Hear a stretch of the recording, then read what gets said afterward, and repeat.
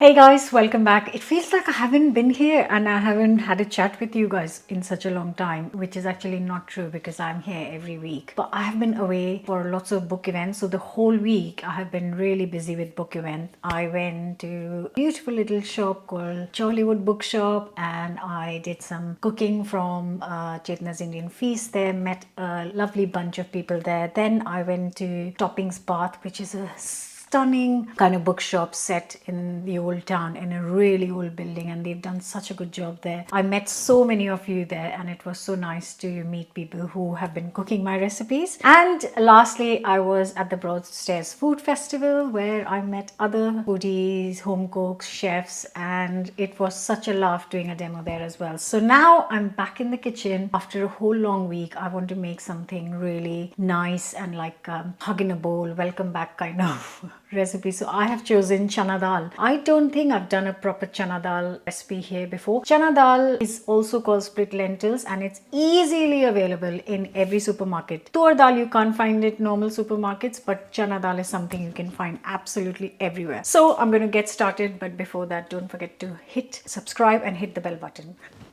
Right, so I'm going to get some chana dal out first. So I am going to add 400 grams of chana dal in here and just give it a quick wash.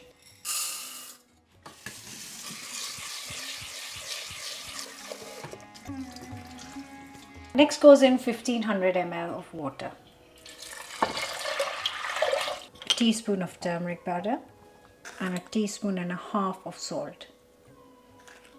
Chana dal takes a bit longer to cook. I have talked about different kinds of lentils in a special video about lentils, so you can check that out if you're intrigued and want to know more. But chana dal takes around an hour in a pan, so I'm going to bring it to a boil and just keep an eye on it. You don't have to stand next to it, but it takes around an hour to cook on medium heat. It might be ready a bit early. If you have time, you can soak it for an hour. Only reason of soaking is that it helps to cook it quicker. That's it. Or you can use a pressure cooker if you have, or you have an instant pot or a slow cooker, I don't know. So you can use various methods, but this is going to take an hour. Okay, so I cooked the chana dal in a pressure cooker because I've got one. I prefer using it. But if you've cooked in the pan and it's been an hour. Oh, let me show you. Open it in front of you so it usually spills out.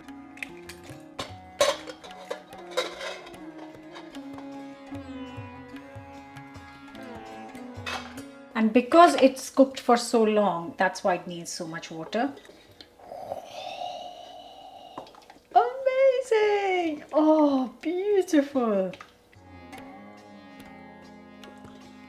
I have always said that when you are cooking dal, I have seen my friends and people around me cook dal here in the UK, and actually I always say don't cook it just till it gets soft. I know it's cooked, but then you'll see that the liquid of the dal and the dal are separate. You need to cook it beyond its softness because then it kind of, just like you saw, kind of breaks open, and when it breaks open, when the dal breaks open, it adds the creaminess and you can finally taste the actual dal, and that taste should tell you which dal it is. So when you taste chana dal, you should be able to taste that it's chana dal or tur dal or moong dal or masoor dal. Just a little tip. So I am keeping the tarka super simple in this. It's just called a garlic coriander chana dal. So I'm just going to get a big bulb of garlic. Maybe I'll use 6 to 8 and a bunch of fresh coriander. So I'm just going to peel and thinly slice, not finely chop, thinly slice 6 to 8 garlic cloves.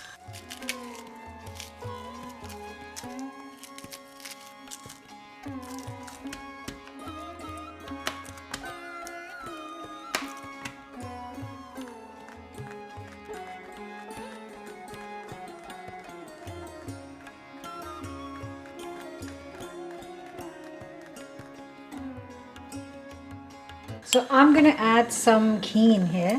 Use a good amount. So 3 to 4 tablespoons of ghee. You can also keep it vegan and then just use oil. I'm going to actually mix because as you can see my ghee is finished. So I've got 2 tablespoons of ghee. I'm going to add 2 tablespoons of oil. That's going to be a lovely base for our simple tarka. And while that's heating up, I'm also going to chop up some fresh coriander, whatever, it's been sitting in the fridge for 3-4 days, but that's all right. So it's nice and smoky. In goes a teaspoon of cumin seeds. And then I'm going to add the garlic straight away.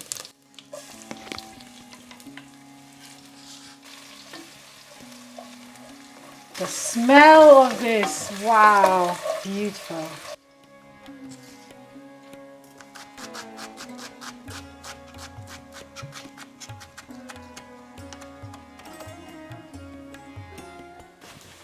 Just let this cook for a couple of minutes.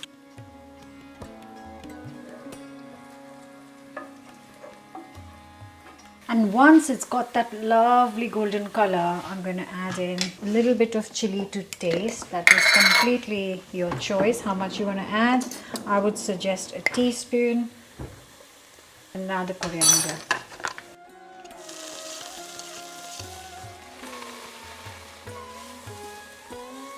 Now I'm going to add the dal.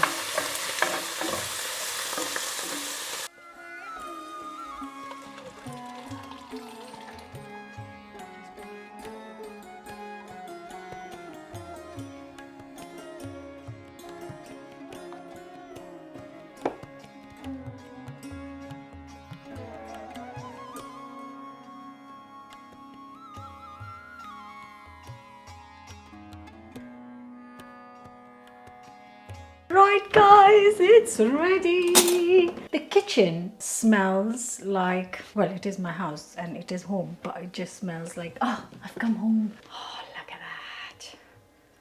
Oh, absolutely gorgeous. It smells so lovely. Right, I'm going in.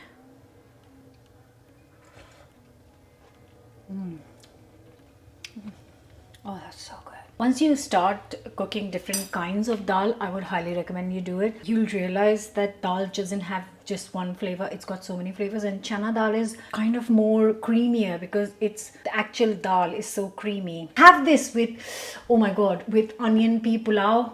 Oh, magic. Obviously, you can have it with anything else, but try it with that. I really hope you're going to try this. Don't forget to subscribe. I'll see you soon. Bye.